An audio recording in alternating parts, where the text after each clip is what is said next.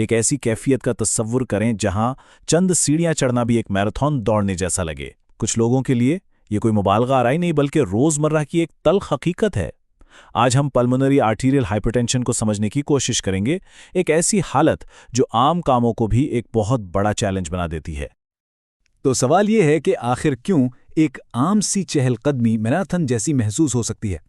इसकी शुरुआत अक्सर एक ही एहसास से होती है, किसी भी काम के दौरान सांस का बतदरीज फूलना। ये पल्मोनरी आर्टीरियल हाइपरटेंशन या जिसे मुख्तसरन PAH कहते हैं, इसकी सबसे पहली और सबसे आम अलामत है।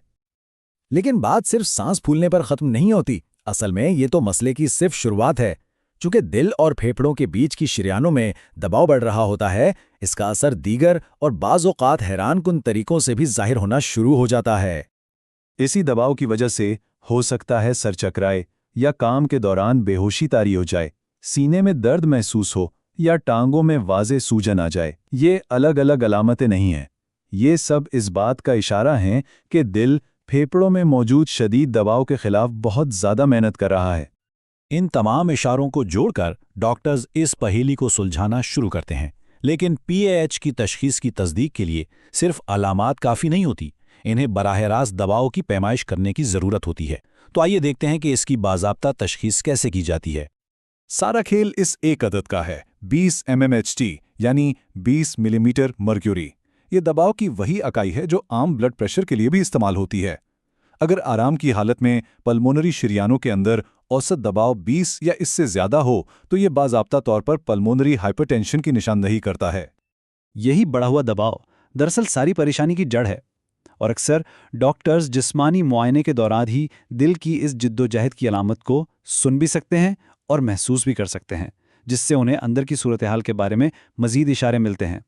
मिसाल के तौर पर डॉक्टर दिल की एक गैर मामूली तेज़ आवाज़, जिसे लाउड P2 कहा जाता है, सुन सकते हैं, या सीने में एक हीव यानी उभार महसूस कर सकते हैं। ये सब इस बात के जिस्मानी सबूत हैं कि दिल का दाया हिस्सा, जो फेफड़ों में खून पंप करने का जिम्मेदार है, एक ज़बरदस्त रुकावट के खिलाफ जद्दोजहद कर रहा है। अच्छा, तो हम ये तो जान गए कि एक रुकावट मौजूद है, लेकिन फेफड़ों की नाजुक शरियानों के अंदर उस ट्रैफिक जैम की असल वजह क्या है? आइए इस दबाव के पीछे की बायोलॉजी को समझते हैं। इस अमल में एक अहम किरदार एंडोथिलीन नामी मादा अदा करता है। इसे एक ताकतवर कीमियाई सिग्नल समझ लें जो खून की नालियों को सिकुड़ने का हुक्म देता है। PAH के मरीजों में जिस्म इसे बहुत ज़्यादा पैदा करता है, जिसकी वजह से पल्मोनरी शरियानें तंग हो जाती हैं और वो खतरनाक ट्रैफिक जाम पैदा होता है। वैसे तो PAH किसी को भी मुतासिर कर सकता है, लेकिन यह मुकम्मल तौर पर बेतरतीब नहीं है। यह आमतौर पर ख़वातीन में ज़्यादा देखा जाता है, ख़ास तौर पर 30 से 50 साल की उम्र के दरमियान। इसके जनाती रवाबित भी हो सकते हैं और ये दीगर अवामिल जैसे HIV इन्फेक्शन या बाज़ अद्वियात के इस्तेमाल से भी मुंसलिक है। एक बार PAH की तशखीस हो जाए तो इलाज की पूरी हिकमत अमली एक बहुत ही अहम टेस्ट के नतीजे पर मुनहसर होती है। इलाज का रास्ता बुनियादी देखभाल से शुरू होता है, जैसे दूसरी बीमारियों का इंतजाम करना, लेकिन सबसे अहम मोड़ एक्यूट वेज़ोडाइलेटर टेस्टिंग नामी एक टेस्ट है। इस एक टेस्ट के नताइज ही आगे की तवील मुद्दती हिकमत अमली का तयन करेंगे।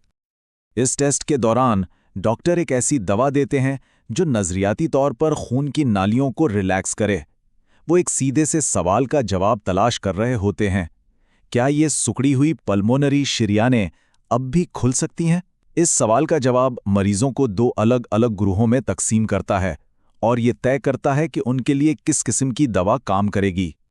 इस टेस्ट के नताइज इलाज की राह में एक चौराहा बना देते हैं जो 2 बिल्कुल मुख्तलिफ इलाज के मंसूबों की तरफ ले जाते हैं।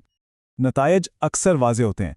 मरीजों की एक बहुत छोटी अक़लियत, तकरीबन 10% मुस्बत रद्द-ए-अमल ज़ाहिर करती है, जिसका मतलब है कि उनकी शरियानें अब भी रिलैक्स हो सकती हैं। लेकिन बड़ी अक्सरियत के लिए नुकसान ज़्यादा मुस्तकिल होता है और उन्हें एक बिल्कुल मुख्तलिफ और ज़्यादा जदीद इलाज की ज़रूरत होती है। तो इस छोटी अक़लियत के लिए सादा ओरल अद्वियात काम कर सकती हैं, लेकिन अक्सरियत के लिए तरीक़ाकार ज़्यादा पेचीदा और जदीद होना चाहिए। ये जदीद थेरेपीज़ मसले पर कई ज़ावियों से हमला करती हैं। मिसाल के तौर पर एंडोथेलिन रिसेप्टर एंटागोनिस्ट्स उस सिकड़ने वाले सिग्नल को रोकते हैं जिसका हमने पहले जिक्र किया।